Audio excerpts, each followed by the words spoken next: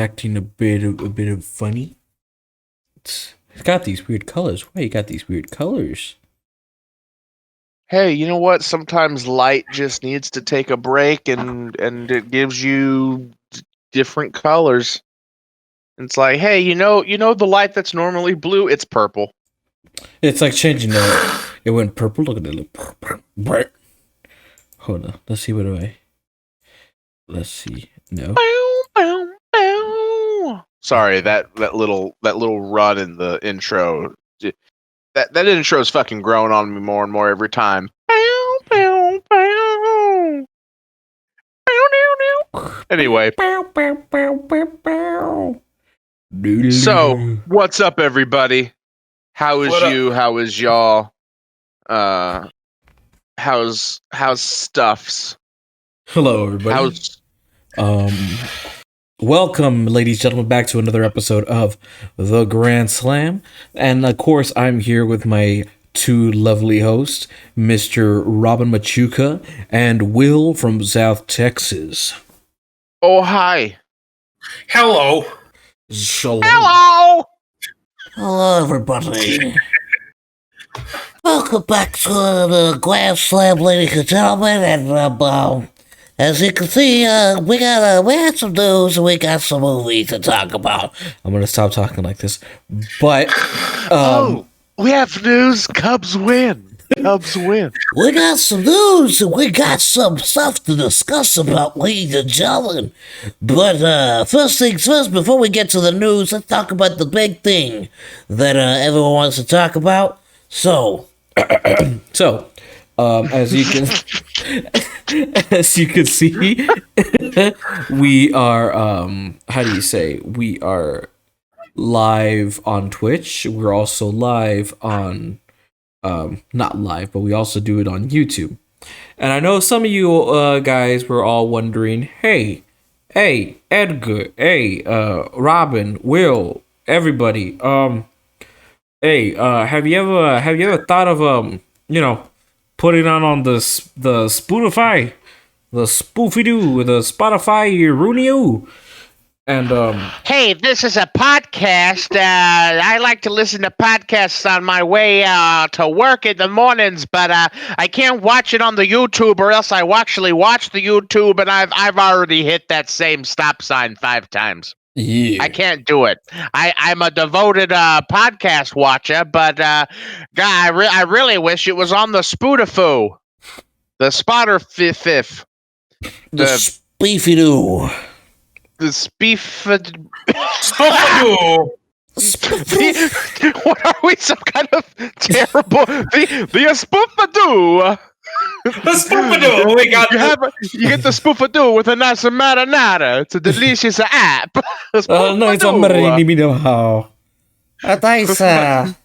Jesus Christ. but For the next 30 minutes, we're just going to do terrible stereotypes. And now, I'm just fucking kidding. He's nice. Is it nice? But, like Edgar was saying, Spotify. Yes. And with that, and so, as we heard you guys, and technically, as you can see, there's no music going in the background, because this is going to be the first episode that we're going to upload on Spotify. So hopefully, maybe soon, in a couple of days. So it might take longer than we do when we upload them on YouTube. It'll take like a couple of days to be on Spotify once I get more of the stuff configured and all stuff to be on the Spotify. Luckily, it's just the audio that you're sending. So I mean, You don't think that this has to be edited? well, it does have. You don't think with some of the terrible things we've said that Edgar doesn't spend hours of work cutting around our atrocities, our verbal atrocities? Oh my God. Robin, the things that you like say about grilled cheese sandwiches would make a pimp blush. Oh my God. And it's true, folks. I've heard him go on and on about grilled cheese. We've probably cut 45 minutes just out of the last 3 episodes alone. You did not hear that on the YouTubes because Edgar has worked very hard Thank you. cutting that out. That being said, this is the first time we're uploading to Spotify, so if y'all could give us a little slack on the general timetable of that, we would very much appreciate it. Isn't that right, Edgar? Edgar? Yes, very yes. So it might sound good on Spotify, it might not, but we're learning. Just like how we learned how to put stuff on YouTube and like to edit and the sound and to stream this show. And so we might evolve, and maybe it'll sound good on Spotify. Maybe it'd be nice, maybe not. But hey, this is officially gonna be the first episode we're gonna upload on Spotify. Also, if you are listening to Spotify, we love you too, and we hope you enjoy this. And let us know on YouTube or on Twitch or wherever you want to contact us, and tell us what you guys thought if it was on Spotify. Hopefully, this all sounds nice and clean for you guys, and hopefully, this sounds nice and clean for you guys here on Twitch as well. Also, right now in Twitch, or if you're watching this on YouTube, I'm going to need you to put in the comment section right now, put it in the chat, the Fishman lives. Fishman lives. The Fishman lives. The Fishman lives. That's going to be our first piece of merch. The Fishman. Or was that the second piece of merch? I honestly can't remember. That was the first one. That was the first one. What was the second one? What's the second pice of merch? Because we came up with what our group name would be. Oh yeah, I forgot. I mean, I didn't forget that we came up with the name, but like I forgot that was the second. Anyway, the Fishman lives.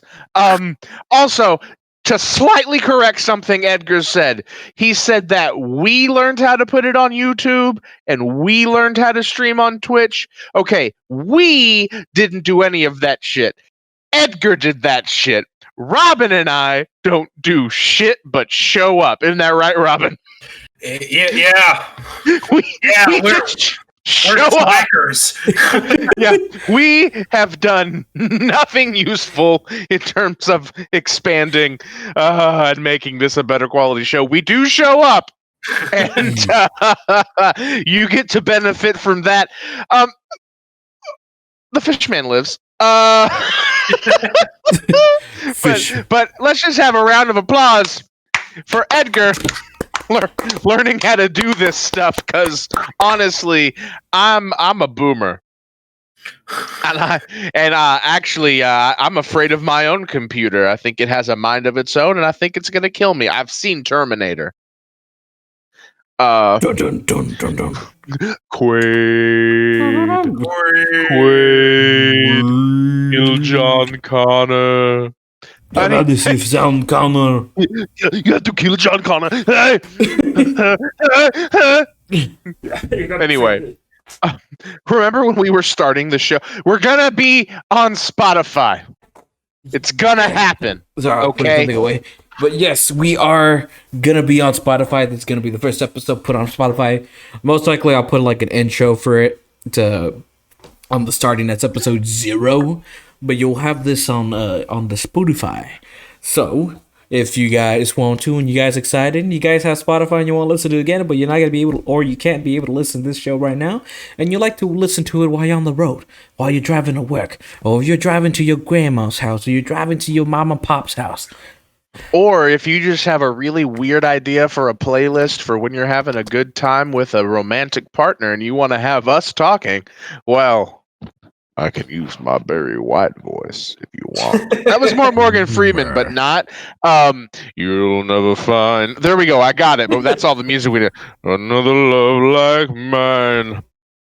Anyway, we can all talk like this, like we're listening to smooth jazz. But we won't. Anyway, the Grand Slam goes jazz. Anyway, or I mean, if that is in fact what you want to do, call me. No, I'm just kidding. Oh, goodness gracious, Robin, why would you say that? What? I took a sip of drink right when you said, "Well, what did I?" I almost spit it onto my monitor. Oh goodness! But yeah, things, guys. Is there any other news? Like this is like the news segment. Is there any other news? We're going to be on the Spotify. You're going to be able to watch us. Well, you can't watch us on Spotify. Yeah. You're going to be able to listen to us to our dulcet tones. But is there any other like news stuff? Just make sure to give us a follow on Twitch. We're almost 5 followers away from getting an affiliate on Twitch, and also subscribe to our YouTube channel. Join the Discord as well if you want to be part of the community and get the updates early on stuff. All the nice jazz and stuff. And again, I do want to apologize for the recent stream. Sorry for the technical difficulties. Some weird thing happened to my... Hamsters were on strike. Yeah. Hamsters went on a hamster strike. They didn't want to do anything of that. So, we had to do compromises. We got to work with them. But we're back strong, we're back ready to do this, and let's get to this. And before we get to the movie that we're going to discuss today, which was Mank, there was a lot of gaming news that came out recently. Yes. A lot of video game stuff came out. I mean, we had it was last week we had the Nintendo Direct.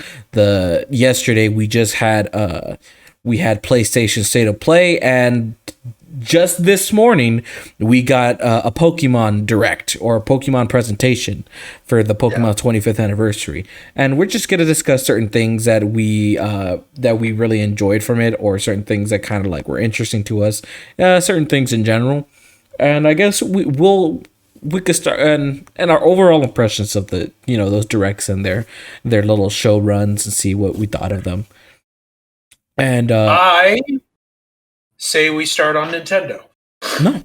Yeah. And so we had Nintendo's Direct, which was basically, if you don't count their mini directs or their side directs that focus on like Smash Brothers or Monster Hunter and all those stuff, this was the first Nintendo Direct to be aired in over a year, because the last Nintendo Direct aired on September 4th, 2009. I was about to say 1999.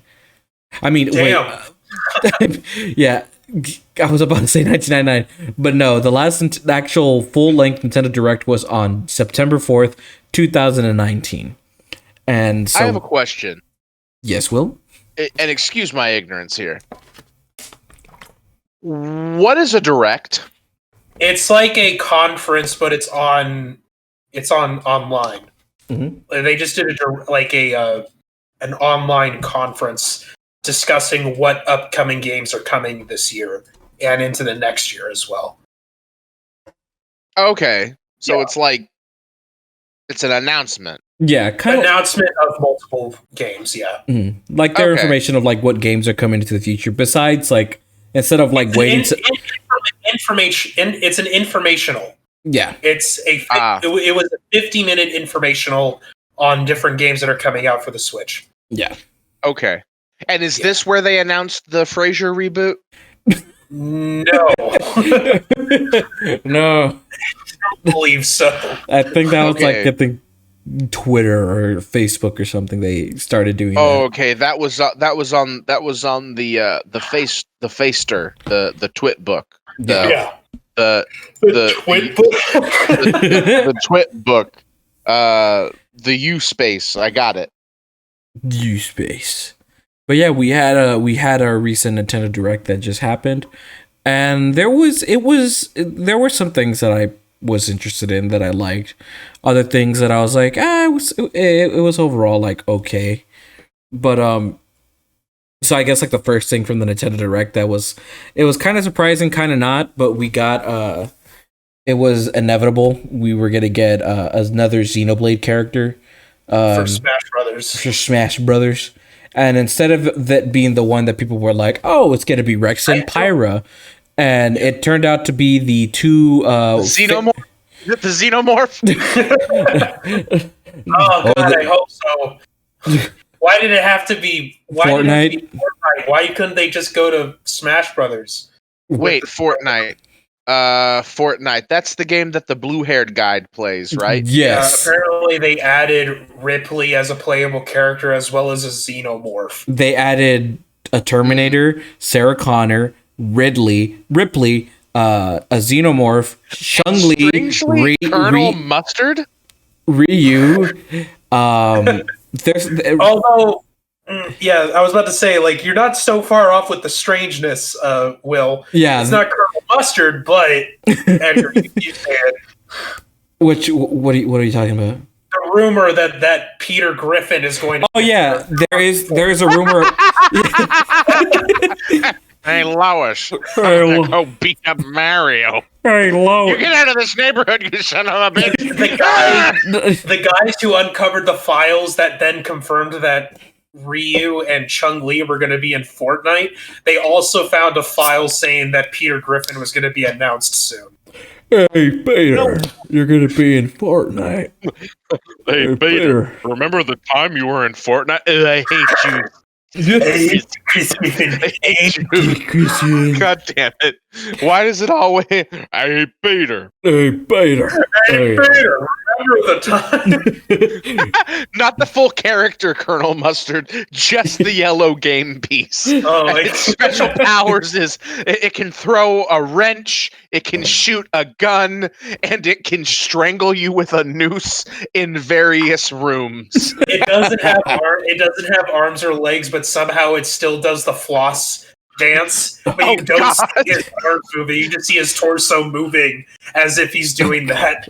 But yeah, there's a lot of weird characters in Fortnite. Like they've done this since the beginning. I mean, they had John Wick. I thought you were going to say John Wayne. They had John Wayne. Well, Pilgrim, I'm gonna I wouldn't be surprised if they were to put John Wayne in Fortnite. They put a bunch of people from The Walking Dead. Fortnite had movie nights where they showed. I kid you the fuck not. It was a premiere of fucking Christopher Nolan's Inception. You would go on the battle bus, get down on the ground, go to whatever it had, and you would land and you could sit with all the other 100 Battle Royale players in Fortnite and would all join in and watch Christopher Nolan's Inception.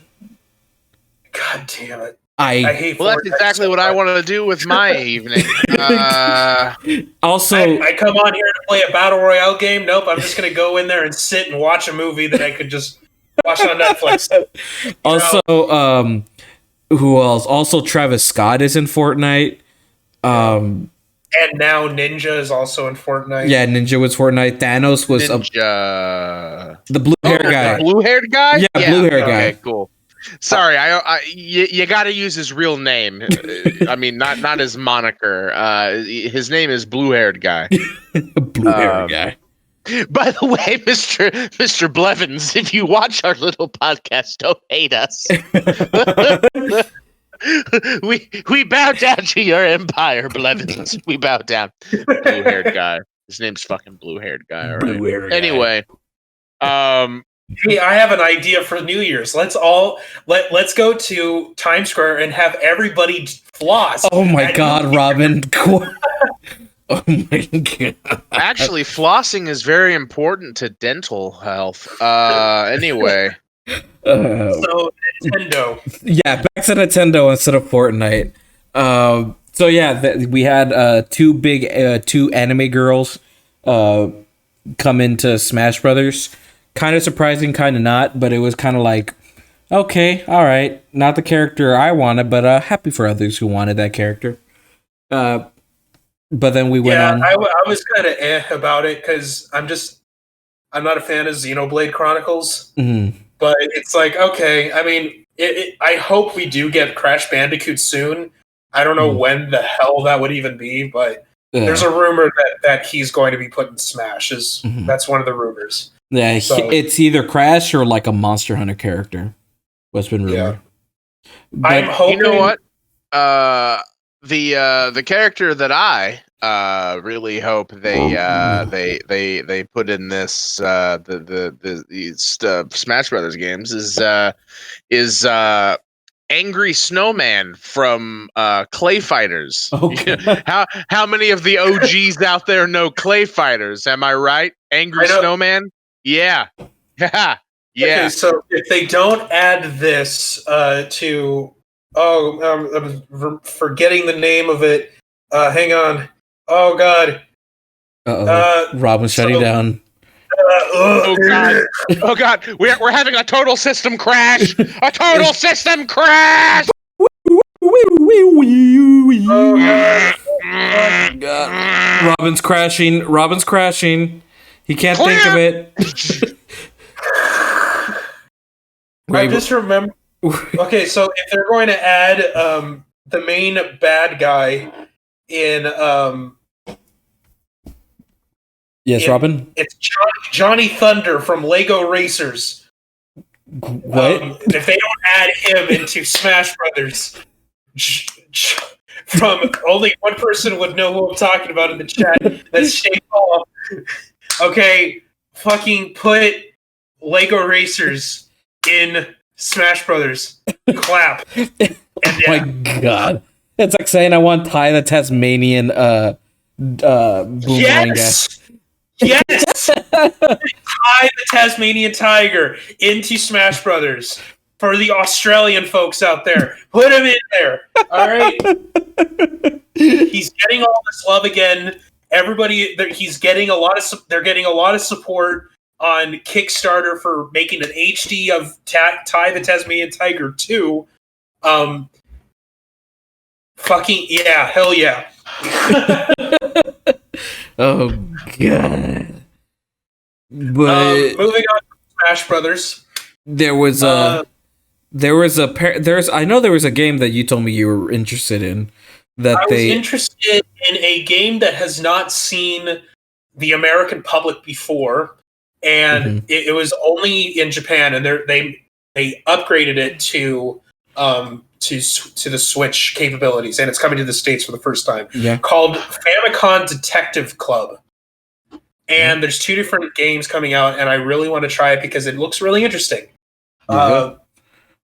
It reminds me of I know this game was like only exclusive for Japan. I don't know how long it was only in Japan, but it's for a actually while. because it was pretty cool that they actually now it's coming overseas. It's coming here to get to the States here, and now people can play it on the Switch. Yeah, the fact that it's pretty old. I mean, if it says that it's Famicom, so Yeah, that's an old console. and hold up, I need a burp. From what I'm trying to remember what there is. The only one that I can remember that was really big was they showed what they showed at the very end. Oh, you don't remember Mario Golf? Yes. How did you forget Mario Golf, Robin? You're forgetting what I'm going through right now. Yeah. Oh, yeah. I forgot. Whoops. Anyway, which we can't talk about it on here. But anyway, Mario Golf Super Mario Rush, Golf, which is coming out, I believe, in June 25th, or June or July. And it looks so much better than the Mario Tennis they tried to do. Mario Tennis Ultra Smash from the Wii U. Yeah.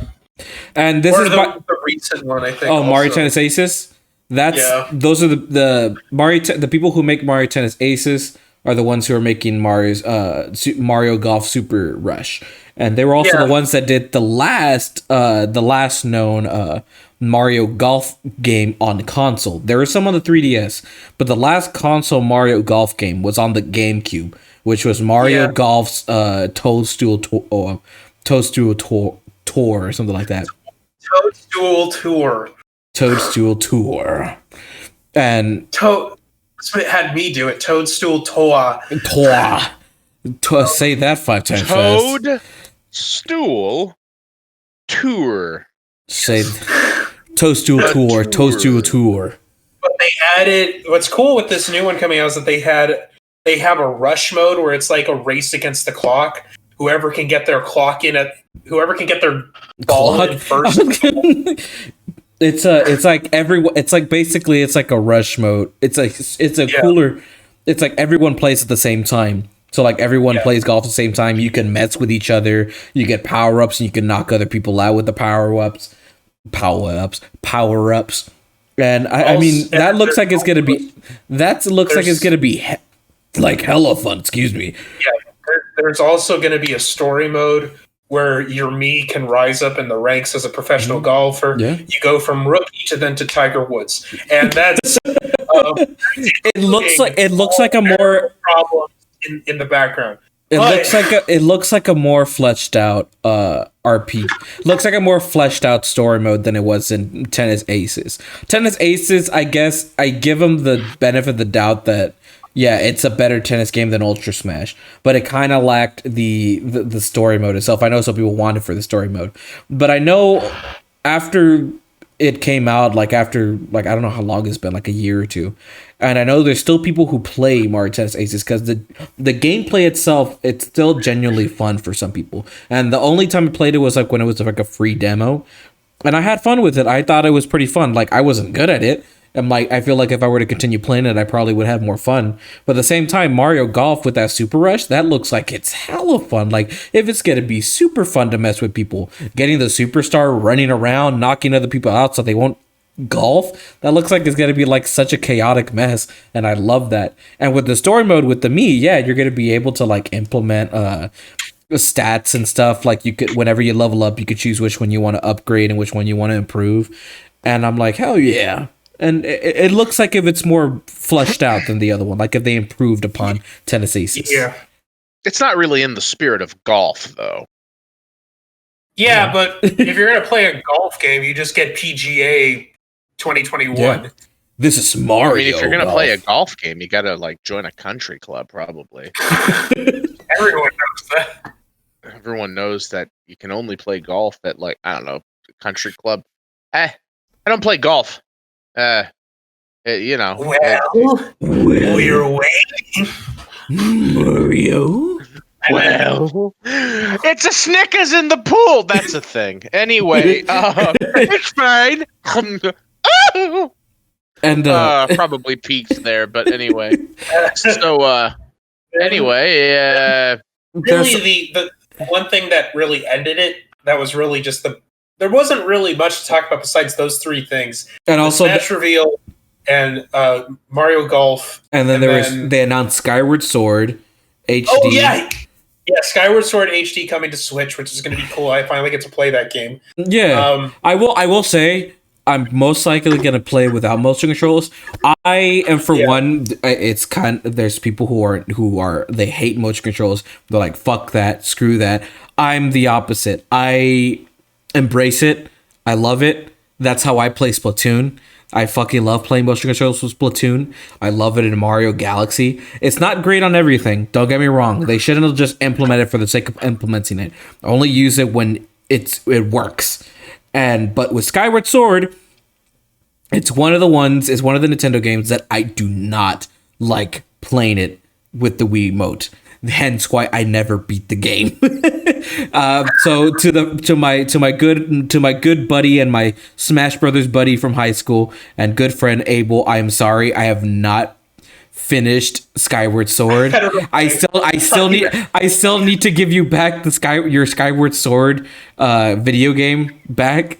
I never was able to play it with the Wii Motion. I never was able to finish it, but I will give Skyward Sword a shot again on Switch with the controller. I thought Edgar said to my Smash Bros. Buddy back at home, Abel, I'm sorry I haven't returned your call. I'm sorry I haven't returned your call, Kane. Unrelated to the show. I just needed to say that out loud so I wouldn't forget. But yeah, so some of the fellas are talking about Skyrim in the chat, and I got a question, and it's really the most important thing. Any news on Skyrim? Skyrim 6? Skyrim 6. It's the exact same game that we put out the last time, except slightly better graphics. Skyrim 6. The only news we have relating to Elder Scrolls 6 is that there's Call it this, what it is. It's Skyrim 6. Skyrim 6.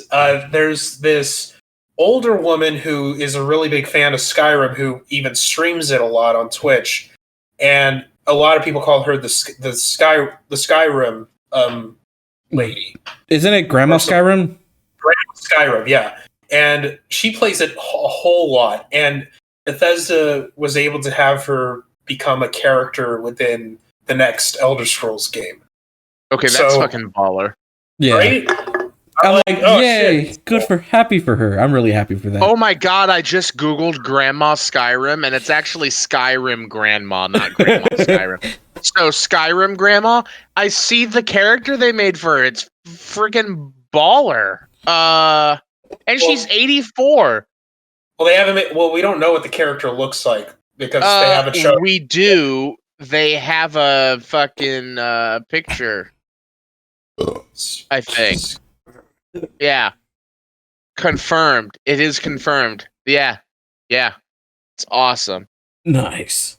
Skyrim Scrolls 6. Can't forget about the scrolls. You forgot the essence of the game. It's all about the cones. Oh, I'm just now seeing the picture, and that's what the graphics are going to look like for the NPCs. God damn! Unless they're not showing what it's going to look like. That's just the pictures that they just took of her, but they put it in a 3D model. That looks cool, though. Anyway, moving on. The last thing that happens, and also, yeah. Sorry, Robin, but with the Skyrim, along with the Skyrim game, the videogame Skyrim, they are releasing some new Joy-Cons, some Zelda-themed Joy-Cons, and they look, they look pretty cool. I think they look cool. I probably might get them, might not. What is a Joy-Con? They're the controllers for the Switch. Okay, thank you. Yeah. And hey, I'm here as the resident boomer, okay? If I don't ask these questions, there's going to be somebody down the road who's going to go, what? What is that? Is that some kind of pill that the kids are taking nowadays? Joy-Con? Joy-Con, is that like the disco? Is that a new type of dance? Is that a new type of dance? Kind of like what the kids were doing with Gangnam Style? Joy-Con? That sounds still. Joy-Con, that's a weird name to call Cheap Trick. I don't know. He's just the old guy is just a big fan of Cheap Trick. It's like, I don't know. That does not sound like Dream Police. There's 3 loves. I've got 3 loves in my life. My wife, bourbon, and Cheap Trick. That's it. What about your kids? That's it. Wife, bourbon, Cheap Trick. I don't come to you, tell you how to do your job, unless it's Dream Police by Cheap Trick. Then I will listen to you. We've got to start this show. Already started. News? Is that all the news? No. We're almost there, Will. We're almost there, Will. We're almost there. The last thing that showed up in the for the Nintendo Direct is something that was really surprising, but at the same time, I'm not a big fan of the game series. But I am. Now, at first, it seemed like it got my hopes up. At the same time, because my friend Frank got his hopes up, and that got my hopes up, because it seemed like it was going to be at first, it looked like, is it going to be a New Vegas, New Vegas on Switch? And then it turns out it's Splatoon 3. And I don't know why you were thinking that, because I was like, this doesn't look like Vegas. It just looks like, I thought, for my first thought. You see desert and you think, is it going to be, you see desert and it looks like a hellish landscape. I'm going to think, is this going to be New Vegas? Oh, no, it's not. For me, I thought it was going to be Pokemon Snap. And then you see the Eiffel Tower upside down. Pokemon Snap. You're funny, Edgar. Never change. You then see a destroyed Eiffel Tower, so we know that France is just dead. Yeah, and it's Splatoon like destroyed France. It's canon now. France died because of Splatoon. And we don't have a lot of info yet. I think it's just like it's going to be more of a It seemed like they're trying to go off of a Mad Max type feel with the third game. Because here's what I know of Splatoon 3. I fucking love Splatoon. I love playing that game like crazy. As you know, I'm not a big first-person shooter like a Call of Duty or Gears of War kind of guy. I play Doom, but I'm not a big gun shooter guy. But Splatoon, I love splatty tones. I like being an inkling, and I like getting a big paintbrush or a paintball gun and shooting the walls and winning and who's doing the best graffiti there. That's what I love. I love that as splatty tunes. And what I know about this is splatty tunes. It's getting me every time. It's funny. Based on what the last Splatoon was, which was the last Splatfest, which was like the competition thing, and the last one was Chaos versus Order, and what won Splatfest was, I believe, Chaos. So what the story of Splatoon 3 is most likely going to be takes place during that winning, where Chaos reigns supreme in the game. And then is right. Yeah. So so that was the Nintendo Direct. It sounded like it was a shutdown. I give it a 3 out of 5 stars. I do too. It was okay. Nothing that great. Then we move on to the one that was not good. Yeah, we'll skim through. That would be like a quick thing. The PlayStation State of Play that happened yesterday. It was not good. The only thing that seemed interesting that came out of it, at least for me, was the Five Nights at Freddy's game because they showed gameplay of it. For me, it was Solar Flare, this cool indie game that looks super dope. And unless you're a big fan of Final Fantasy VII Remake, they're releasing another. They're releasing DLC, which is a side story that most likely takes place after I don't know what happens to Cloud, and is based on some characters from Final Fantasy VII from their storyline. And also, if you happen to own a PS5 and you own Final Fantasy VII on the PS4, you can get a free copy of the advanced version that they're making for the PS5. Yeah, you could play it in 4K and 60 frames per second. Which, even though I'm not a huge fan of Final Fantasy, that's still cool nonetheless that they're saying, we're gonna if you own it on PS4 and you get a PS5, we'll give you a free copy of an upgraded version. Oh, so it's like, that's nice. So very, very cool thing. Other than that, there wasn't really that much said. I mean, they showed Crash, but I mean, we already knew that when they announced the one for Switch. We had Five Nights at Freddy's, which looks interesting. Like it showed more gameplay than we saw last time. It's an open world FNAF game, which is totally new to the all the other FNAF games that came out. So you're playing as a child trying to hide from the animatronics as well as the security guard, it seems. And you get to look at the cameras with like a little cool wristwatch with a screen on it.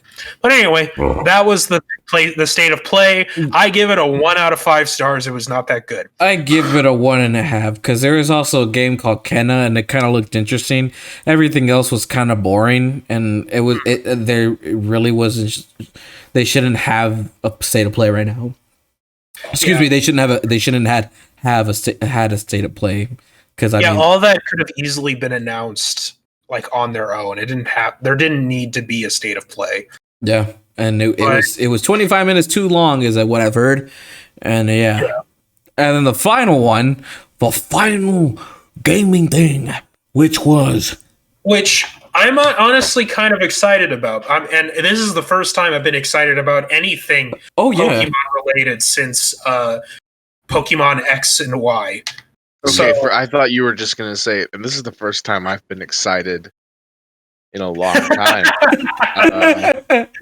general, Until this point, I've just generally felt nothing, and now I'm a little bit excited about. I just sat there Pokemon. and just looked off in the distance, 1,000-yard stare.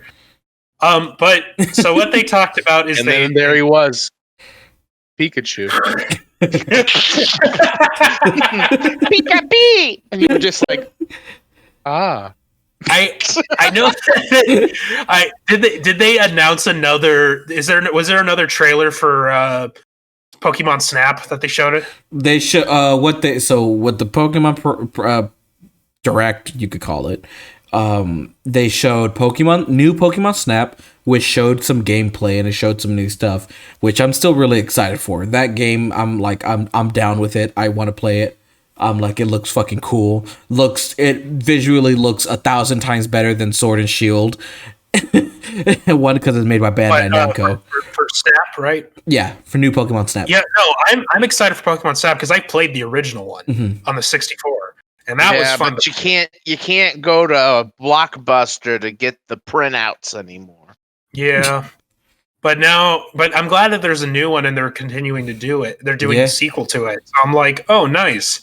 I get to play this again. For a second, I thought you were talking about there was a sequel to Blockbuster. Sequel to Blockbuster. And they're going to do it again.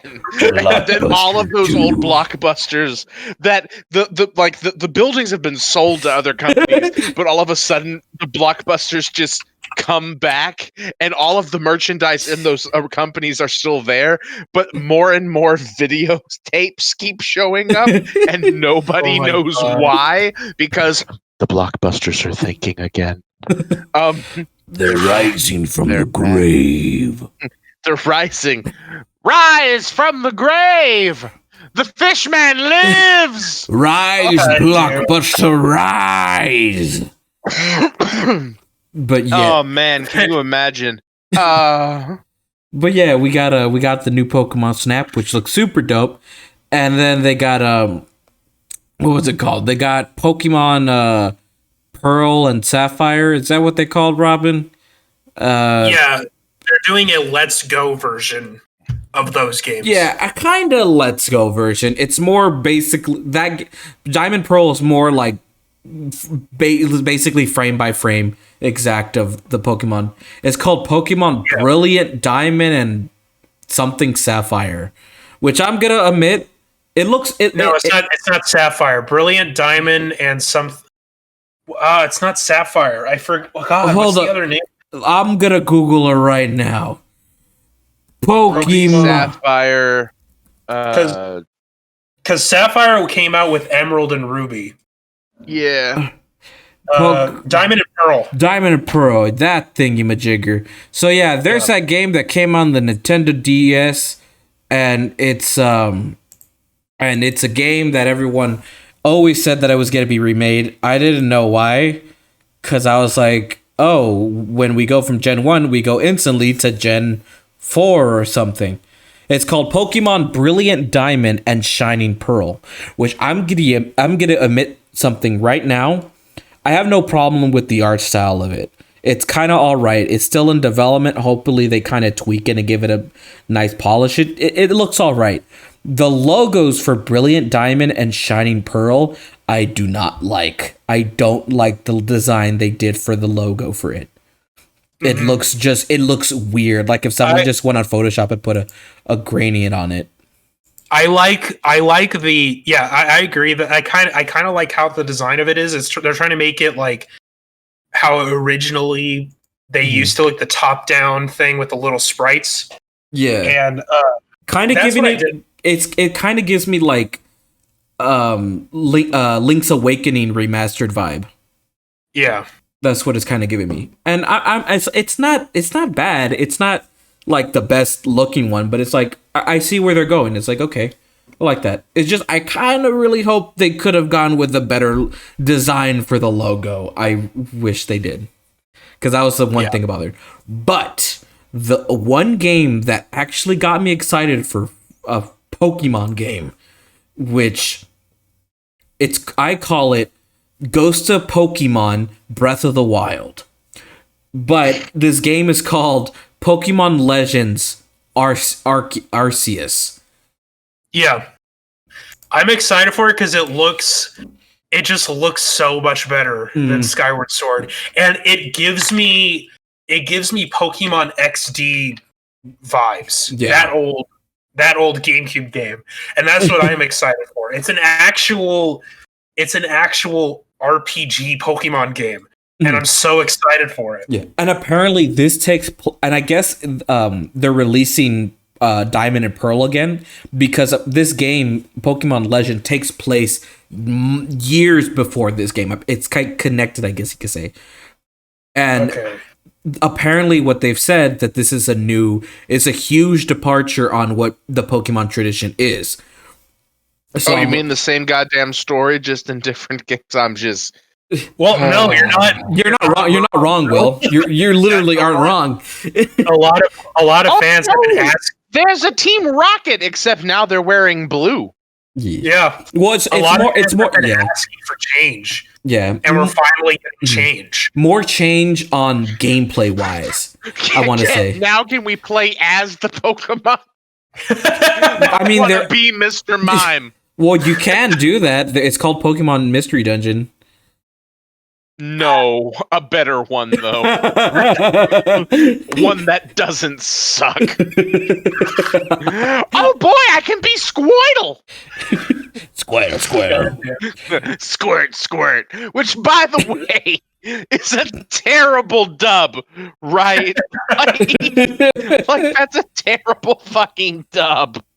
Oh, but squirt. Like, goddamn. No longer turn-based and you can intervene. Yeah. Just fuck the turn-based thing, right? It's like, okay, first I'll hit you, and then you hit me, and then I'll hit you again. When in the fucking show, it was like, hey, do all these crazy things while they're doing crazy things. That way you can kill them. Not knock them out, not make them faint. Actually kill them. Hear me out. So you have the two Pokemon fighting, and while the opposite trainer from you is distracted, you just run over to the other trainer. You just sock him in the fucking mouth. It just goes down, and then you win because you like, I didn't need my Pokemon to defeat your Pokemon. I just had to defeat you. Oh, that's like in Craigifer Jones. And I forget the name of the movie. I think it's like Craigifer Jones and the really hot coffee cup or something. And I've covered this previously in the show. It's like all these people are like they all have like they can do I don't know, they think they're wizards or something, but like they all have 45s and like they touch this coffee cup and they get taken to like a fucking graveyard. Yes. And like this guy with no nose and he touches Craigifer Jones on the forehead. And anyway, that hurts him for some odd reasons. Guess he's got a glass forehead. Is this anyway? I want to ask you a question. Well, is somehow did Harry Potter and the Goblet of Fire steal from Craigifer Jones? Oh, absolutely. Yeah, no, Craigifer Jones, that's been out for fucking ages, my dude. Craigifer Jones, and you might have also heard me discuss previously the movie Craigifer Jones and the Not So Safe Big Ass Lizard Resort, which is what fucking Jurassic Park stole all of the good bits from. Oh, you know what I mean? Mm-hmm. So, like, you know, they left out the part where there's these giant rats that rap. I mean, it was the 80s, and things got weird, and they had, like, rapping rats, and, like, Craigifer Jones was a Tyrannosaurus Rex in that. But, and strangely, it's like Julius Caesar, the Shakespeare play, where, like, Julius Caesar isn't even the main character, but that's named after him, right? So, like, Craigifer Jones isn't the main character, but the most important one, he's the... fucking T-Rex. Anyway, Anyway, what I was gonna say was about the Pokemon is like, yeah, if you just instead of running over and just like punching the other trainer in the mouth, you just hey Pikachu, do this, do that, and then you just pull your gun and you're gonna lose. You good? And the other guy backs down. He's just like, I give up. He's like, yeah. Put the Pokemon back in the ball. Put the Pokemon back in the ball. And then they do. Put it back. Put it back. Yeah, that's what I'm saying. You're pointing your gun at the guy. Put it back in the ball. Fuck. Yeah. Slowly. Okay. Slowly. Slowly. Now give me that badge. Fuck you, Brock. What? I said give me the badge! Do you mind if I follow you? You ain't following shit, and then you pop him in the knee. You see? Like, give me the badge. Like, okay, here's the badge. All right, now I got the badge. Now put this dress on. What? I said put it on! Brock, put this dress on. I've got some weird childhood fantasies I'm dealing with my therapist. Put the dress on. He puts it on and he's like, now dance. Gah. Jesus, this got dark. We apologize. Oh my God. Hey, if you guys are ready for the next generation of Pokemon, then you guys. I mean, I'm sorry. A Pokemon. This is where it's going. It's going to be mature now. All right. Sure. The Pokemon actually die. Yeah. They don't. The world is filled with ghost Pokemon. This is the real world. All right. Pokemon rated M. In fact, it's the real world. It's very dark. People are using Pokemon for obviously the next level, just war. So, like, it's like, hey, we ought to go deal with. Okay, cool. Call up the Charizard Air Force Battalion, and then they just burn. They burn land. Pokemon. Do you think Michael Vick would really love the Pokemon world? Oh my God, no! No, nah. I'm throwing down. The one I get to make the fucking nope sign. So we're gonna nope. We're gonna do a big old nope to that. I say nay, sir, nay. Oh, Get a nay. Anyway, so what are you rating the Pokemon thing? I'm actually gonna give this Pokemon 4 stars out of 5. I enjoyed it quite a lot, especially because of the Pokemon Legends one. Because even if it's still in development, I like the style they're going for with this game, giving it that night arts vibe, giving it like a unique style. I like it. Looks like it could be improved a bit more, but I like it so far. It looks way better than fucking Sword and Shield, so I'm on board with it. Pokemon Snap, I'm on board with that, of course. I'm like super excited for that one. I'm excited for the new Pokemon game coming out in 2022. That's the one thing, is that the new one's coming out in 2022. Yeah. But I am really excited for Pokemon, for and it's new weird Pokemon Snap. So I guess, Robin, you could say that. You're so excited, you just can't hide it, and you're about to lose control, Pikachu. Anyway, there goes the music budget. I'd say I'd give it also a 4 out of 5 stars. Yeah, because it was fun. I'm excited for that game. But yes, now we out of the gaming news, everybody. We out of the gaming world. Now we're going into the... Will can get comfortable. Yeah. And Scott. Yeah. I can get comfortable because, like, what y'all might not know is I don't really pay attention to gaming news. I most of the stuff I hear from friends or by watching YouTube videos where they half-ass mention something, and I'm like, oh, okay, I guess that's happening. Okay, cool. And so sometimes during these bits, what we do with it's like, hey, gaming news, I'm just like, oh god, I don't know anything. I just don't know anything. Oh, So I give the new Pokemon 69 out of 420. It's a sexy. It's gonna be a meme. It's gonna be good. Bert. All right, there you go. Robin. I will say one news thing with movies is the announcement of the new Spider-Man movie. The title of it, Spider-Man No Something No Home. Way Home. No Way Home, bro. Minus the bro. Yeah. But No Way Home. Spider-Man Home is where the heart is. Yeah. Spider-Man, click your heels and say there's no place like home. That's the whole title. That's a weird one. And also there's also Paramount Plus released a whole thread of like movie news and TV show news they're gonna have. Like they're doing an animated Nickelodeon Star Trek show. I just thought of this one. Spider-Man Homeward Bound. Everybody's just dogs and a cat. We've got to stop the evil villain. Spider-Man Homeward Bound. Spider-Man Homeward Bound. It's just Simon and Garfunkel. No, it's Simon and Oates. Oh my god. Because Hall and Oates is taken, so it's just Simon and Oates. God damn it. Well, yeah, you're right, Mr. Stefan. They are making a Frasier reboot or like a continuation of Frasier, It's a sequel. and as he put right now, CGI Rugrats, which looks weird as fuck.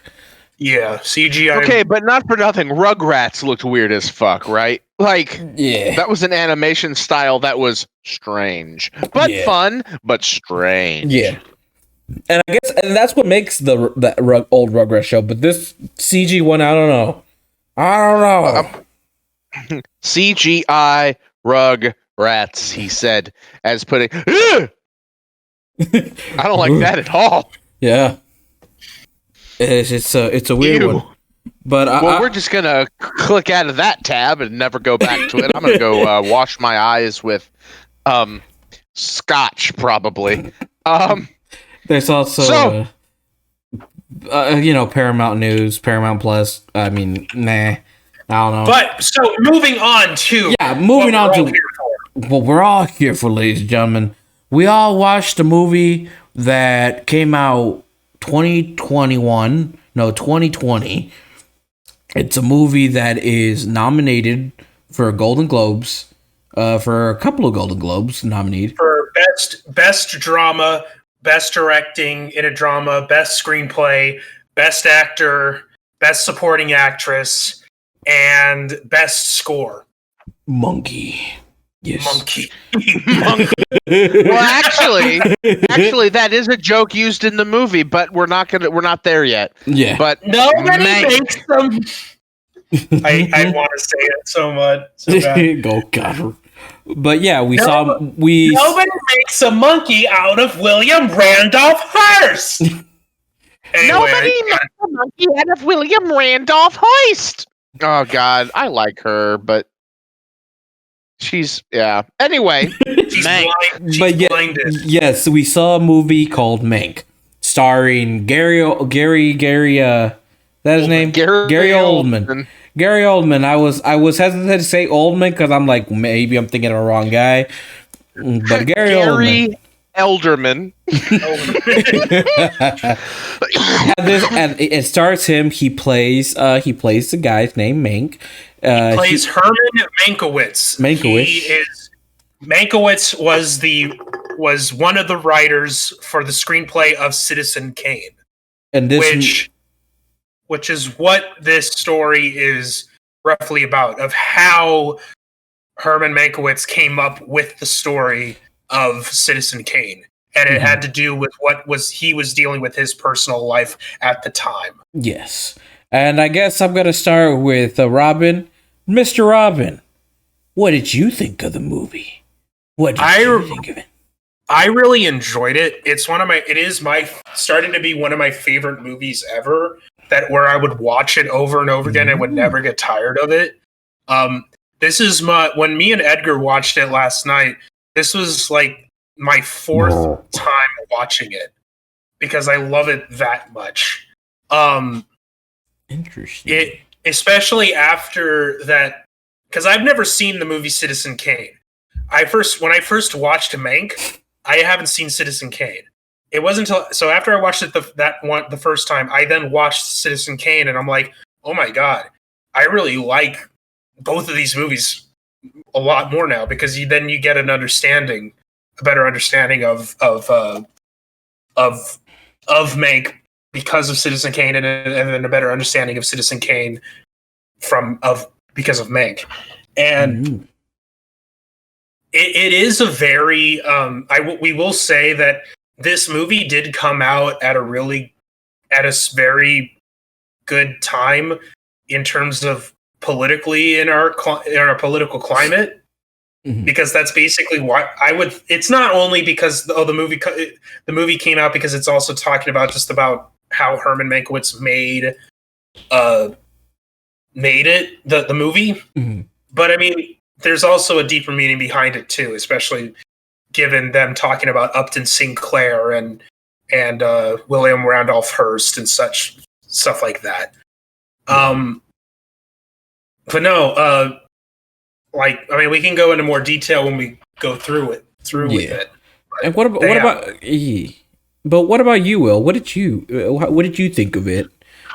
Was this like your really first time? This movie. This is the first time I've seen it. So here's how I watched this movie, because I think context is important. I watched this movie very late. My sleep schedule is a little bit screwy these days, and I watched it very late, and I watched it on my phone in my car while smoking, which is great because in terms of the context of the movie, it's the 30s and 40s. Everybody was smoking, so I felt like I was really involved with the movie. And in fact, there's a whole lot of scenes where they were smoking, like Cuban cigars and cigarettes and blah blah blah. Anyway, and I really liked the movie. It reminds me a lot, in a lot of strange ways, of the movie Trumbo from 2015. Yeah, that's another. Which, I mean, Trumbo's even a little more heavy-handed with some of it. So, like, the two men in the movies, in both movies, have a lot of similarities. I mean, Mank is this, like, he's an alcoholic, and he's terrible with money, but he's got a wife that adores him, and he's got children that apparently he doesn't really have time for. And he's got problems, but he's apparently this good writer. But like, it's just a good look at a life, like the way they do, like, he's writing. They'll have scenes where he's writing the script, and then they do cutbacks. And like, and it's the Depression, and everything kind of sucks. And what we pointed out when me and Edgar were watching it, because Edgar also recently watched Citizen Kane. Yeah, and that's what I want to also ask. Well, did you watch this? Already seen Citizen Kane, right? I haven't seen Citizen Kane. No. Oh, really? Okay. Well, when you do get a chance to see it, Will, there's a lot of very similarities to it, because in Citizen Kane they do that same thing where it's like it does these flashbacks where it goes to the point in the future and it cuts back and forth. Yeah, just like in Mank. That was that was they described that in Mank they describe the script, and they're criticizing it, saying it's back and forth and all these things. And they do that in the movie Mank, where they have a lot of flashbacks. So I assumed that was a play on Citizen Kane. Mhm. It's the same with Yeah. a lot of the cinematography is not just very similar to that of Citizen Kane, Yeah. but just 40s camera work in general. Yeah, like I want to like here's my context of how from my film. I really enjoy it. But when I first saw it, Robin introduced me. I watched it at like a not a really great time because I was watching vinyl, so I wasn't really like paying attention too much. And even at the same time, I wasn't. I was like, it's all right. I'm like I'm interested in it, but it's like I'm like, what does this have to do with Citizen Kane? I didn't understand that. And so I guess for me, it's like now watching Citizen Kane and now watching this film like without being like final stressed, but now watching it seen with the context of Citizen Kane, I really enjoy this film. And it because with a lot of what Mank is doing is basically it's like kind of like an homage to Citizen Kane, like literally a huge homage to it. And with the also hold up, I will be right back. I am getting a phone call, so let me put it at the. I will say that I think this review would be a bit different of what we usually do because we do movies where they're not like a recently come out movie kind of thing. So this one would be like that's where we would really go into full detail of it. But with Mank, since it came out last year, it just feels like this is something that we could talk about and just really say how good it is, but we don't want to give a lot of it away because you can go watch it right now. Yeah, and I do recommend everybody go watch it on Netflix. It's very good. Yeah. It covers a whole lot of like really heady subjects.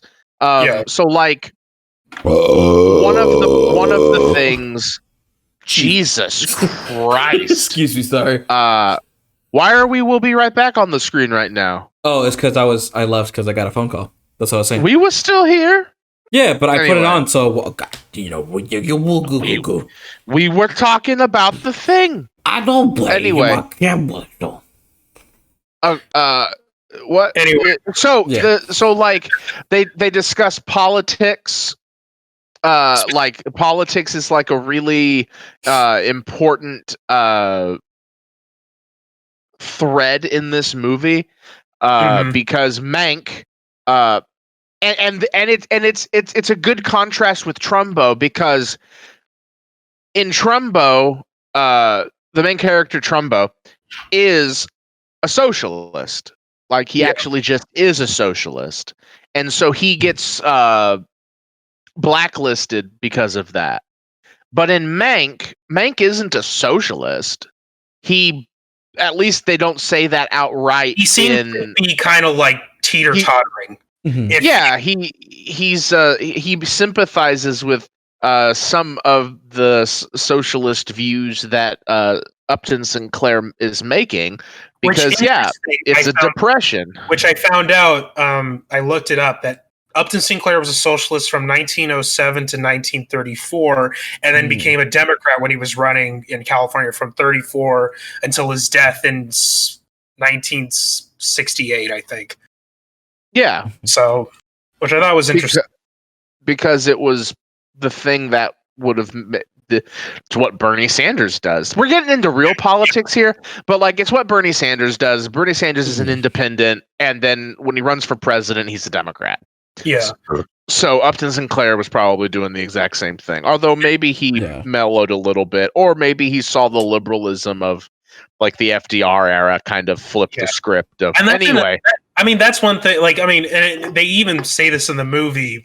Like, this has to do with the movie. Like that, a lot of the big reasons why Upton Sinclair didn't win was because of the anti-Upton Sinclair videos that MGM was making, and they talk about this in the movie, so this counts as the review. A big this technically, as I was telling Robin yesterday, this is technically the most political, I guess, kind of. There's a lot of I guess you could say there's a lot of politics in this movie. Yeah. So there's a lot of like stuff, and I for one, I'm not really as knowledgeable or as has that much knowledge in politics, especially at this time, that much, or even like in the present time, kinda. But I know you two guys, know more than I do about this stuff. That's why. I mean, like I always like I felt like I watched Citizen Kane at the perfect time. Let's just put it that way. Mhm. But that's besides the point. So, like there was another thing that I think they even said this in the movie too, is that FDR just did not give enough support to Upton Sinclair Right. in California, which he should have, and that could have helped. Well, It he could have. we can get into why, but let's not. Anyway, so there's this and that struggle, right, of like Upton Sinclair running against the Republican Marion is Marion. Merriam, what's his name? Frank Merriam. Frank Merriam. That helps to show like the struggles that Mank is going through, because he likes his job and he likes getting paid and he likes to work and he likes owning stuff and he likes to drink. And by following the establishment of Hollywood, he could do all of those things. And then at the same time, he also resents them and resents that system that they live in, and how, he's a writer for it and he's smart. I was about to say, it's like he's a writer, and that's the thing, is that a lot of the times writers in Hollywood are very like, oh, we can just go get another one kind of thing. Like, yeah. And that's the thing that sucks, is that, like, there's a reason they even talk about it, because this is also at the moment when the Writers Guild was just being established also. They talk about it in the movie, and Mank they're really asking, like, Mank's brother is telling him, like, we really want you to be a part of it because you would be a big asset to it. And I guess, and then what in the movie what Mank was dealing with a lot of like how they treat writers is it's very similar to how like right now in Hollywood is how they treat animators. Yeah. Like, where like they can have them in one project and shut the entire company and fire everyone who was working on the animation, like right there. And like, there's a lot of themes that happen within this movie, but it's all focused all around Mankiewicz. Yeah. And how he was able to go through it, and how he was able to come up with the idea to then write Citizen Kane. And then there's a whole controversial issue on who actually wrote it. Was it really just Mankiewicz who wrote it, and Orson Welles just put his name in there? Or was it actually a collaborative effort that they actually did write it? And that's what it is, actually, is that Mankiewicz wrote the first draft, and then Orson Welles liked it, and then he did some rewrites when Mankiewicz couldn't do it. And but I know that is true, that Orson Welles really just wanted to have his name on, like, for the written by Orson Welles. And then Mankiewicz had to fight for it, saying, like, no, I want to be on there too, because I think this is the best thing that I've wrote, which he says in the movie. So, and that's the thing. That's another thing with really quick to Citizen Kane. It's always been like, from like IMDb and other places, like it's always been like portrayed as, oh, this is the greatest movie of all time. It's not really anymore. It is a good movie. It's not the greatest movie ever made. I will say it is the best written movie I have ever heard. Yeah, because the screenplay is really good. I would Citizen Kane, for me, I don't think it's like, for me personally, I don't think it's like the best movie of all time. But I do acknowledge, and I do think that it is a film that, like, at the time when it came out and the history of this film of Citizen Kane deserves all the praise it gets. I see it as that, because it's always that Citizen Kane is always that movie that, like, it's always said, like, oh, if you go to film school, you're gonna be watching Citizen Kane and all that. And And so, and I mean, I've seen Citizen Kane and I really like it. And as I was saying, when it came to now, after watching Mank, now knowing and watching Citizen Kane, a lot of it is like the way the film transitions, the way the film tells a story, the way they move the camera, cinematography, everything in technical aspect, even in the color grading, it's all basically of its own. It's an homage. It's a love letter. It's Citizen Kane itself. I really love how it transitions, like how the lights dim down as if we're also watching a play. I really like how the lights dim down and stuff like that. But yeah, it's really. I love talking about this movie, but and I was telling this to Will, like.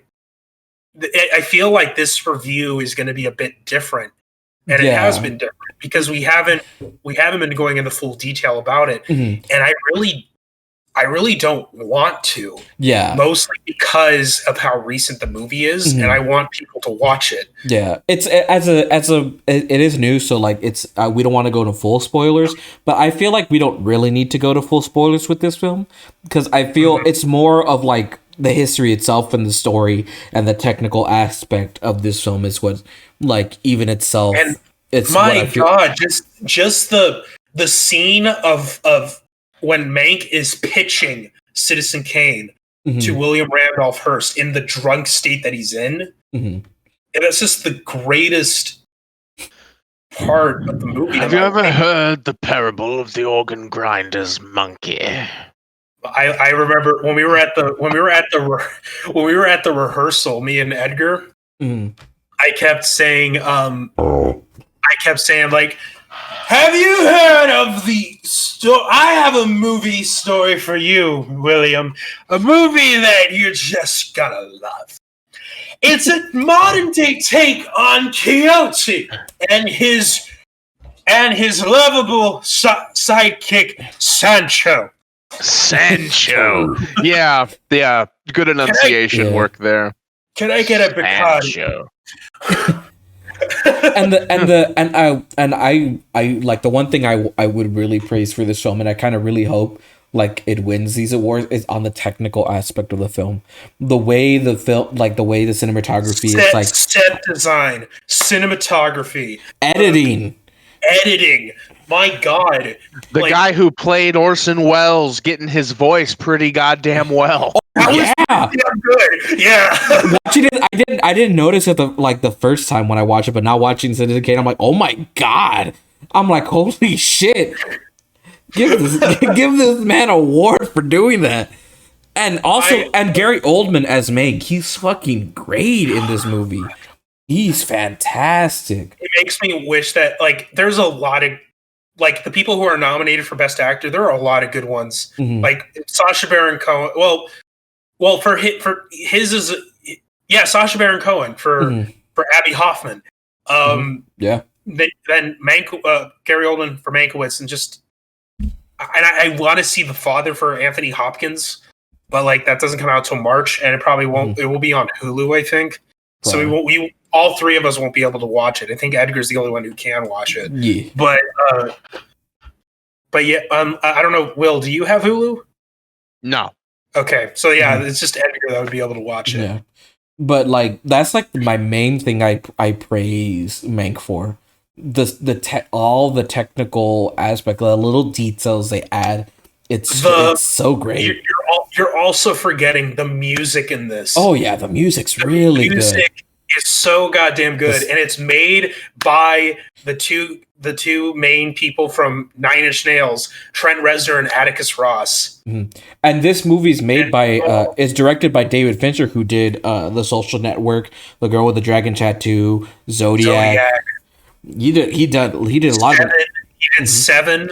Yeah, and I for one haven't seen the greatest movie ever, Alien 3, which was technically his first big blockbuster movie he's ever done. Well, and his only bad movie. Yeah, And I haven't really seen all of his filmography. I need to watch those, especially after watching Mank. I need to go and watch his films because Also, golly, the screenplay of this is written by Jack Fincher, which is David's late father. Mhm. Jack Fincher originally wrote this intended for the movie to happen in 1998. Oh damn! And then I think it didn't go through, and then eventually Jack Fincher passed away, and then David Fincher decided, I want to make this movie. And then he made the movie using his dad's script. Mhm. And his dad and I know his dad is nominated for a Golden Globe. Yeah, his dad's nominated for a Golden Globe, Mhm. which I think it's cool. Like the screenplay is also good too, but I don't know if it's gonna beat Aaron Sorkin, because Trial of the Chicago 7 screenplay is pretty damn good. That's a movie I still need to watch though. But Yeah. this a lot of this film is like I agree with Robin. I'm like, I don't think I want to really spoil the film. At the same time, I also don't think there's really that much we can spoil. Because this movie, here's the thing, guys. The movie is 2 hours and 11 minutes. It's a pretty lengthy film. And I will say, like, some of my critiques, there are times where I feel the movie can drag a bit, where like I kind of like, okay, but when it gets going, it gets going. A lot of it that carries it for me is Gary Oldman's performance, and it's him and like how he plays Mank, and Mank himself was very intriguing for me. The way of him trying, like, making the script, his intentions, is like his goals, and then like how it go at, like, basically how Citizen Kane itself, the script was made. 2 support devices. And they take a drink. Yeah. But is there anything else we can really say for the film that you guys want to point out, or? Well, The acting's superb. Mhm. The woman who plays Marion Davies is wonderful at the role because Seinfeld. what? Amanda Seinfeld, I think it's her name. Is her name? She's nominated for a Golden Globe. I thought you said Luann from Seinfeld. That's And what I was like, I heard who? Seinfeld. yeah, I was like Luann from Seinfeld. I was like, there isn't a Luann in Seinfeld. Is there a Luann in Seinfeld? There isn't a Luann in Seinfeld. Anyway, but yeah, Marion, the woman who plays Marion Davies is amazing. She does such a good job because the character, like, you know, Mank. She isn't like this dumb blonde woman. She's very smart. Just because she's pretty doesn't mean she's dumb. You know what I mean? Mhm. And she's very smart, and you can see that in the movie. And Mank, like, tells her, like, you know, you're smarter than. She just, like, she's not from, like, what, high society where you don't say certain things at dinner, and and so there's that, like, that class difference between, like, oh, well, you said something that we normally don't say, but like the who's the actor who played William Randolph Hearst? Oh, he's in Game of Thrones. He's a Lannister. He's the king of the Lannister family. Yeah, he does a really good job. Fuck, what is his name? What was the character's name? Yes. Charles Dance does a great job at William Randolph Hearst. Also, can we just say kinda fuck William Randolph Hearst? Kind of just fuck William Randolph Fuck that Hearst. man. Screw him. But it's a great movie. It deals with a lot of heavy shit. Yeah. There's a suicide in the movie. Also, fuck Louis B. Mayer. Yeah, right. Yeah. Louis B. Mayer, who, and actually, it's all of the studio executives at the time, and even today. I mean, the same kinds of things that they did back then. It was the Depression. It was slightly different, right? But they still do that today. Yeah. I would say a lot of the movie, I was watching it. A lot of it's like, yeah, you could get like some scenes from this, and it's very similar to how we are right now, like how it is like present day. which is like, golly, we haven't changed. Yeah. So, shall we go around with what we're gonna rate this movie? Yeah. I guess we'll start with Mr. Will. What were your overall thoughts and your rating? I love the movie. All the acting's great. The storyline is great. The flashbacks are very fun. They make the character so much deeper. Because it the way the movie is set up, you can I kind of want to see an edit of this film where all of the flashbacks are shown chronologically, and then all of the scenes in the at the ranch are shown chronologically, and just see how it plays out, and then rewatch it the way it is made. You know what I mean? Yeah. Like, I don't think the linear story does this justice. Yeah. It has to have the flashbacks for it to be as good at it as it is. And I'm going to give it 5 out of 5. It's very good. But like, in addition to watching this movie, I think you ought to go watch Trumbo as well. Yeah. I need to make sure just because they're similar in some ways. They are not the same movie by any stretch of the imagination, but they have some themes that I think would be good bookends to one another. So if you watched like Mank and then you watched Trumbo, you could be like, oh, okay, these kinds of things that are happening in the 30s and the 40s continue to happen in the 50s. So yeah, I need to put Trumbo on my watch list. Great movie. 5 stars. Nice. Mr. Robin, your overall thoughts and rating of Mank. I honestly think this is like, if I ever come across a movie that I could watch over and over and over again and never get tired of, to me, that is a perfect movie. And to me, Mank is a perfect movie.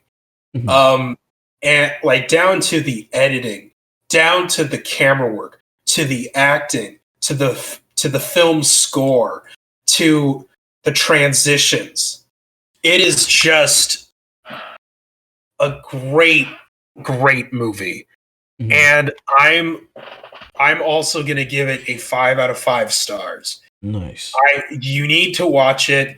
And there's always that thing where people say like, oh, would I have to watch Citizen Kane to understand Mank? No, you don't. There's proof with Will. He watched it and didn't watch Citizen Kane and gave it a 5 out of 5. Yeah. When I first watched it, I haven't seen Citizen Kane. And it is a great movie. You even get to understand what Citizen Kane is about from the scene where he pitches it in a drunk state to William Randolph Hearst. Yeah. Oh, yeah. And then when you watch Mank and then you watch Citizen Kane, you then fully appreciate what Citizen Kane is. Yeah. And that's what I give it, a 5 out of 5 stars. Nice. And can I just add one thing real quick? Yeah. All of the other movie reviews that we've done, we talk in depth about the movie, like almost scene for scene. You know, we skip some shit. Yeah. And we've done that for movies that were new. We did it for the Trial of the Chicago 7. I think I also gave that movie a 5-star, if I recall correctly. I'm sure I rated it highly. I don't know if we reviewed it, but that may have been an Untitled segment. Yeah, you're right. That might have been an Untitled segment one. The Trial of the Chicago 7. Yeah, that was probably Untitled segment because we never reviewed it. Yeah. Okay. I thought we had. But anyway, my mind is turning to soup. But it's telling that we aren't trying to tell you all, here's everything that happens in the movie. We want you to go see it. So like we've given you a bunch of like the high points and some of the themes, and we've told you that the acting is amazing. So Robin and I, we haven't heard Edgar's thoughts yet, but Robin and I are clearly being like, hey, this is a good movie. You should go see it. Edgar? Yeah, I'm gonna echo like the film itself is really great. A lot of the technical aspects of this film is really great. The way it was shot, the way they had everything set up, the set designs, how they transition from one scene to another, how they transition to flashbacks, the way that they have like the typewriter text to like if it was like interior or exterior in an apartment or in a studio. That's another thing. That's another that's another thing that always tickles my funny bone. Just Yeah. that's just so great.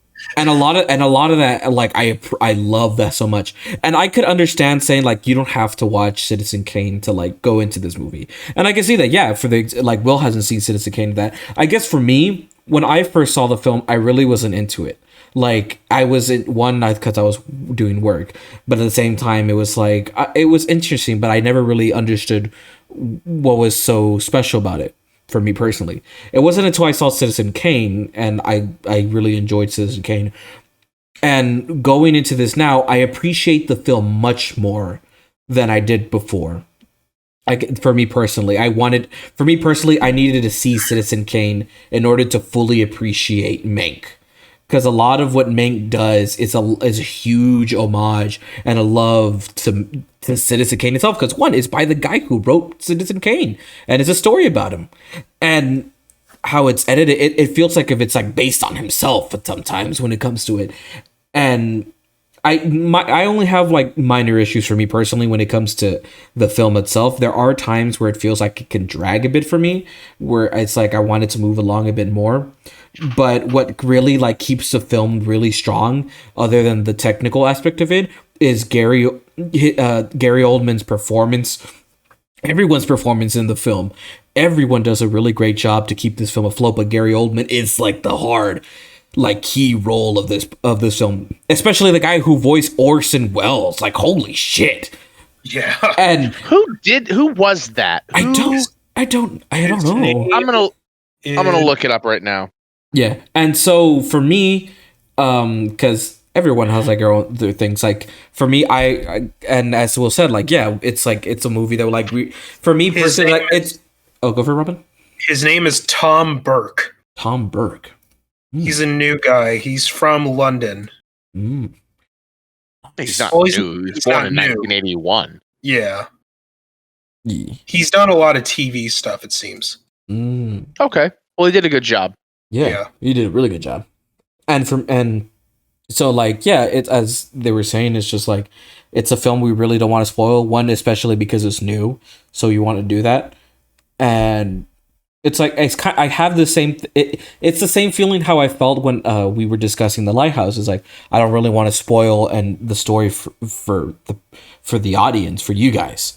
And it's like something I want you guys to check it out. And that's what I'm going to echo here. Yeah, it's a movie you personally should check out, especially if you want to see how this is very similar to how we are in the times. And I guess to conclude the film, for me personally, I'm going to give it a 4 out of 5 stars. Okay. It might change. I'm very on the fence if I should give it 4 or 4.5. So most likely I'm going to rewatch this film because it's still a really good film. Other than like parts that I felt were dragging, other than that, I think a lot of it is really fantastic. But yeah, 4 stars out of 5. But so, yeah. I have one thing to say. Yeah. The actress who plays Marion Davies, Amanda Seyfried, whatever. Her like first big break came as Karen Smith in the movie Mean Girls. Oh. And like, that's amazing. She's also the main star, not the main star, but the main lead in Mamma Mia and Mamma Mia 2 with Cher. Like she's like the love interest, right? So like Meryl Streep is obviously like the main or whatever. But like anyway, Yeah. I was just, like I didn't know that, and then I was like, huh. Well, You learn something new every day. That's awesome. And because you in black and white films, the movies in black and white films change how people look. So, yeah. Anyway, that's a fun connection. Yeah. And of course, ladies and gentlemen, we aren't done yet. Of course, we do have our Untitled segment idea. So without further ado, I'm gonna play the Untitled segment idea intro. And 1, 2, 1, 2, 3, and...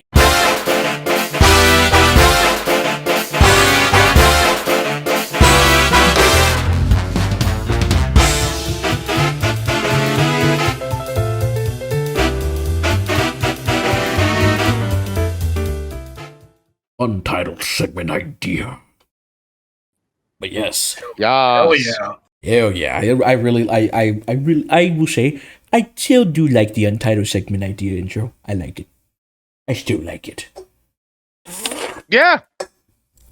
Nothing will change. Nothing changes. But yes, we starting with Robin. Mr. Robin, what have you recently watched, seen, played, read, listened to, etc., etc., etc.? Well, I have the recent thing I'm going to go with watch. The recent thing I've watched was The Conjuring. It's a scary movie about based on a true story, and it's directed by James Wan, who has done Conjuring, The Conjuring 2, and I think the first Annabelle movie, and that's it in terms of the horror movies that he's done. Didn't he also direct Aquaman? He did do Aquaman, but I'm just going to pretend that didn't exist. But he's about to. I don't think he's worked. I think he's producing Conjuring 3, but he's not directing Conjuring 3. Anyway, so Conjuring. The Conjuring is about Elizabeth and I forgot the guy's name. Ed Warren. Ed and Eddie? Who are both of them are paranormal people. Supreme Court Justice Ed Warren from the Warren Report. No. It's a different Ed Warren. Mortal Kombat lead director Ed Boon. God damn it! It's actually Earl Warren. I was being funny. But The Conjuring, it's a terrifying movie, especially if you were to see this at night or in the theaters. Because I saw The Conjuring 2 in theaters. I saw The Conjuring at home a long time ago. But it is a good horror movie, especially since it's like it adds to it that it's like it's based off of a true story. I highly recommend it. It's about this family who are being attacked by basically a demon. Yeah. And I highly recommend it.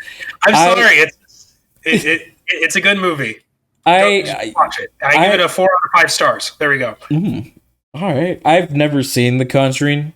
I guess this was around the time when, because I believe this was around the time when I was in a horror movie phase where I was just watching and I rented nothing but like horror movies, and so. I was like, I never got into it because I thought it was just going to be like Insidious. Because, fun fact, I don't like Insidious. That was like, okay, this bleh. And also, I don't like Annabelle as well. So it's like. When you mean by don't like you just don't like them, or it was which terrifying? Like, because. Insidious? With both of them, Insidious and Annabelle. I just don't like them. Like, I don't like them because they're scary. No. I just don't like them because I don't think they're good movies. They never entertained me. That's me personally. Well, I was about to say, like, you got to clarify. Yeah. If it's talking about a horror movie, it's like, what do you mean by you don't like it? What do you mean by that? It sounds like you're about to pull out a gun and be like, what do you think? What do you think about this, huh?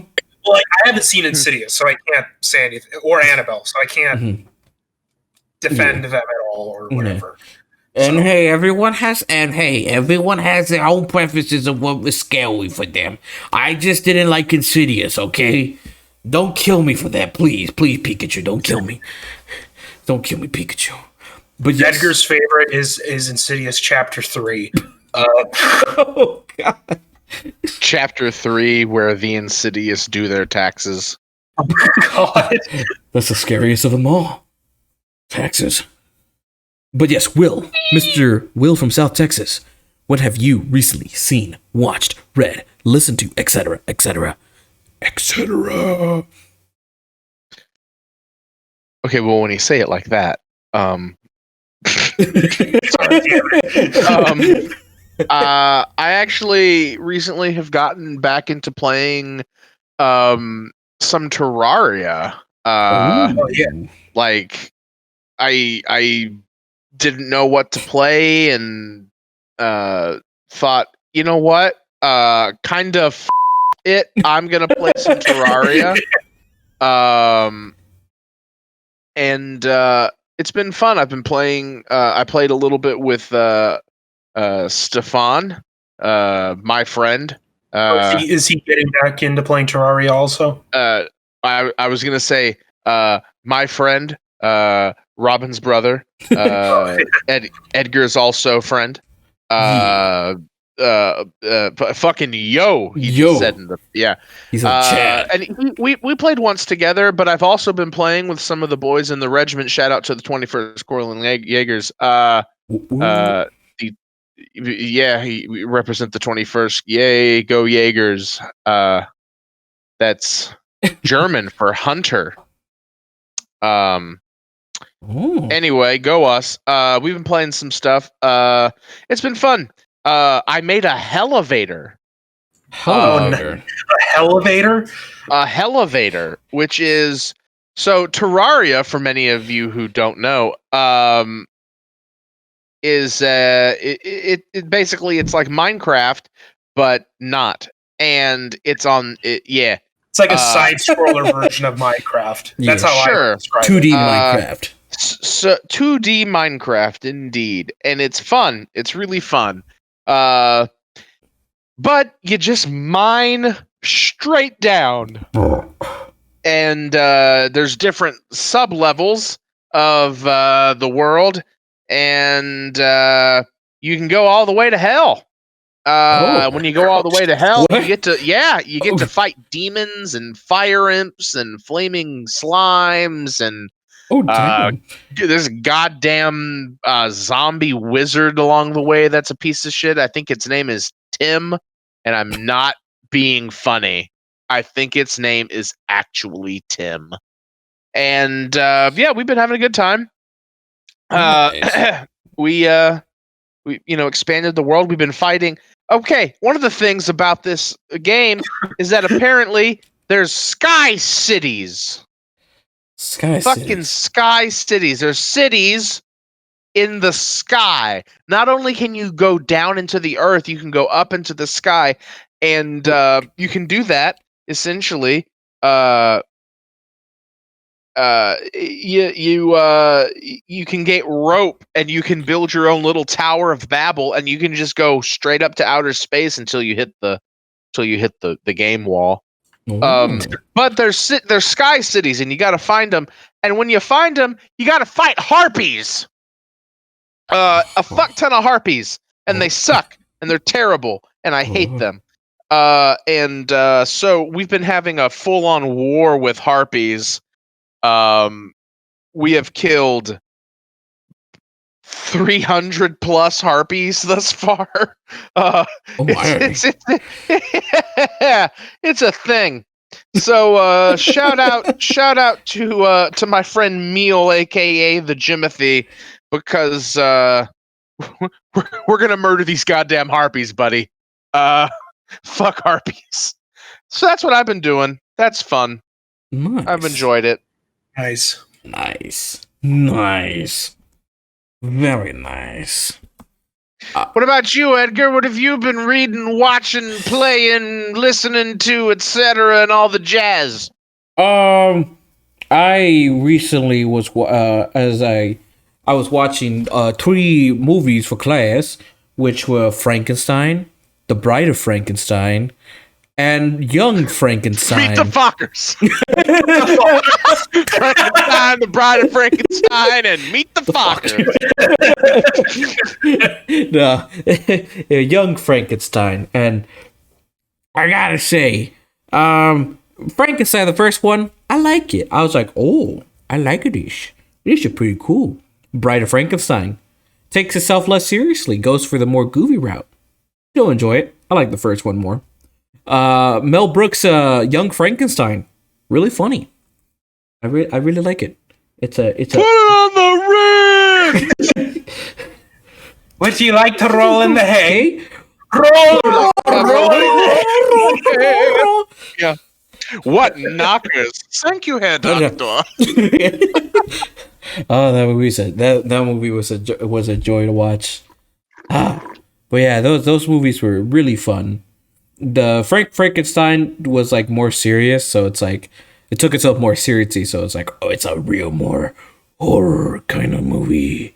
And then you got the second one where it's like Frankenstein wants a girlfriend, kind of. Yeah. I want a girlfriend. Frankenstein is an incel, a 21st century interpretation of the Frankenstein monster. I want a girlfriend.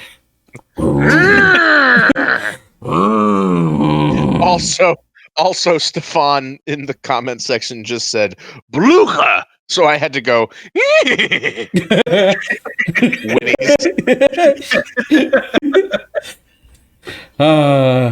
All right. Well, yeah, that's we at the end of the line, ladies and gentlemen. Of course, before we go, make sure if you haven't followed our Twitch, follow us. We're close to 50 followers, close to the affiliate. Yes, and we all know what happens when we get affiliate, right? Yes. Will gets Minecraft. And we are gonna stream it live, and it's gonna be Minecraft hardcore mode. It's gonna be his first time playing Minecraft, and his first time is gonna be playing hardcore mode. It's gonna. I'm very excited for that. And of course, if you weren't able to watch this, you're gonna have two options now to watch it. If you can't watch it on Twitch, you could subscribe to us on the YouTubes, and go check out the YouTubes, and you could give us a subscribe, and you could see all of our backlogs of previous podcast episodes and other gaming episodes, and even future gaming episodes and podcast episodes. And of course, this is going to be the first episode that we're going to upload to Spotify. Yeah, first one on Spotify. Yeah. So hey, all of our listeners in Spotify, hi. Hello. Let us know what you guys think you? of this. I hope you're comfortable. Yeah. Hope you've kicked off your shoes. You have a nice glass of red wine, or maybe a nice coffee. Yeah. Maybe you're sitting down to a steak. Maybe you're driving to work. But I hope this finds you well. Yeah. Because tonight we're just gonna listen to all the jazz. Anyway, so yay! We're on the Spooderfy. Yeah, we're gonna be on the Spotify very soon. Yeah, we're on the Spotify. Yeah, the YouTube video is gonna come out first, or maybe they both will come out at the same time. Who knows? I don't know. Nobody knows until the future. Literally, nobody knows right now. No. But eventually, we hope. Yes. God, we hope. We really hope. But of course, ladies and gentlemen, thank you all for watching. We love you all. We're gonna head out. I'm gonna go pee. Thank you all for watching. We love you. Bye-bye. Bye-bye. Quaid. Save Mars.